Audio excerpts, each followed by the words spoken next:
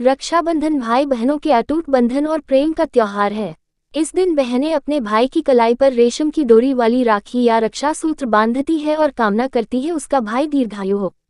वही भाई राखी बंधवाने के बाद बहनों को उसकी रक्षा करने का वचन देता है। इसके अलावा इस दिन भाई अपनी बहन को राखी बंधवाने के बाद कुछ तोहफा देते हैं।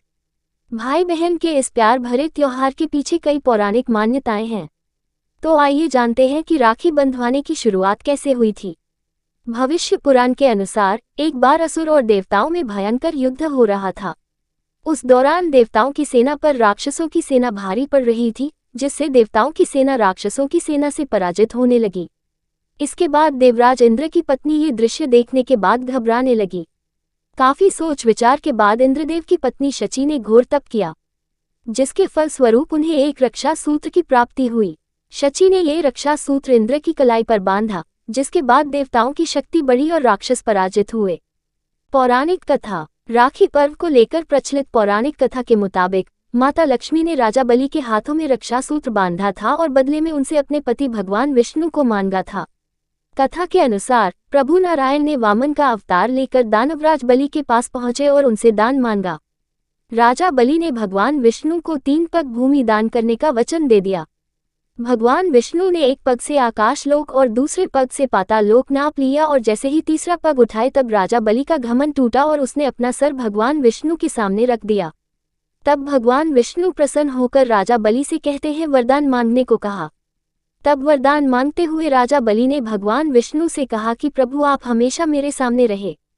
इस पूरे वाक्या का पता जब मां लक्ष्मी का लगा तब वह परेशान हो गई और विष्णु को वापस लाने के लिए रूप बदलकर राजा बलि के पास पहुंच गई। वहां उन्होंने बलि को अपना भाई मानते हुए उनके हाथों में रक्षा सूत्र बांध दिया। माता लक्ष्मी ने फिर अपने भाई राजा बलि से भगवान विष्णु को मान लिया। श्री कृष्ण द्रौपदी कथा। जब युधिष्ठिर प्रस्थाय यज्ञ कर रहे थे उस समय सभा में शिशुपाल भी मौजूद था। शिशुपाल ने भगवान श्री कृष्ण का अपमान किया तो श्री कृष्ण ने अपने सुदर्शन चक्र से उसका वध कर दिया।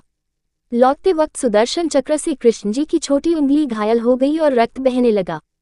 तब द्रौपदी ने अपनी साड़ी का पल्लू फाड़कर श्री कृष्ण की उंगली पर लपेट दिया। तब श्री कृष्ण ने द्रौपदी को वचन दिया कि वह इस रक्षा सूत्र का वचन निभाएंगे। इसके बाद जब कौरवों ने द्रौपदी का चीरहरण किया तो श्री कृष्ण ने चीर बढ़ाकर द्रौपदी की लाज रखी। मान्यता है कि जिस दिन द्रौपदी ने श्री कृष्ण की उंगली पर साड़ी का पल्लू बांधा था वह श्रावण पूर्णिमा ही थी। भारतीय इतिहास के अनुसार मुसलमान शासक भी रक्षाबंधन की धर्म भावना पर न्योछावर थे। जहांगीर ने एक राजपूत स्त्री का रक्षा सूत्र पाकर समाज को विशिष्ट आदर्श प्रदान किया। इस संदर्भ में पन्ना की राखी विशेषतः उल्लेखनीय है। एक बार राजस्थान की 2 रियासतों में गंभीर कलह चल रहा था। एक रियासत पर मुगलों ने आक्रमण कर दिया। अवसर पाकर दूसरी रियासत वाले राजपूत मुगलों का साथ देने के लिए सैन्य सज्जा कर रहे थे। पन्ना भी इन्हीं मुगलों के घेरे में थी। उसने दूसरी रियासत के शासक को, जो मुगलों की सहायतार्थ जा रहा था, राखी भेजी। राखी पाते ही उसने उल्टे मुगलों पर आक्रमण कर दिया। मुगल पराजित हुए। इस तरह रक्षाबंधन के कच्चे धागे ने दोनों रियासतों के शासकों को पक्की मैत्री के सूत्र में बांध दिया। तारांकन तारांकन तारांकन तारांकन तारांकन तारांकन। मध्यकालीन भारत में ये पर्व समाज के हर हिस्से में मनाया जाने लगा। इसका श्रेय जाता है रानी कर्णावती को। उस वक्त चारों ओर एक दूसरे का राज्य हथियाने के लिए मारकाट चल रही थी। मेवाड़ पर महाराज की विधवा रानी कर्णावती राजगद्दी पर बैठी थी। गुजरात का सुल्तान बहादुर शाह उनके राज्य पर नजरें गड़ाए बैठा था। तब रानी ने हुमायूं को भाई मानकर राखी भेजी। हुमायूं ने बहादुर शाह से रानी कर्णावती के राज्य की रक्षा की और राखी की लाज रखी। धन्यवाद।